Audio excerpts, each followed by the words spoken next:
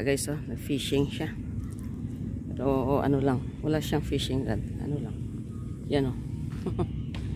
Lagyan niya ng ano, ng nylon. Yun ang kaibigan ko, guys, oh.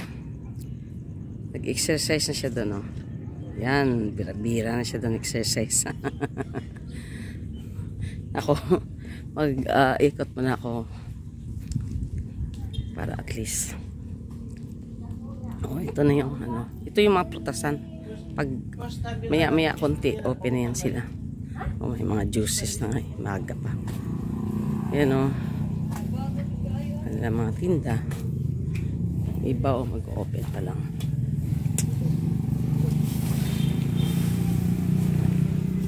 So marami dito nagbibinta ng mga fruits, guys, no?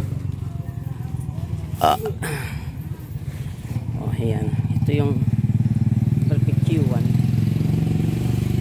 Ang dami yung bintay dyan pag ano, kumain dyan pag gabi or odd to open yan sila. Yan o, super dome. So ikot tayo dito, guys, no? Wala na yung mga taga-sumba kasi maaga pa sila, nagwi-wake up. So God bless everyone.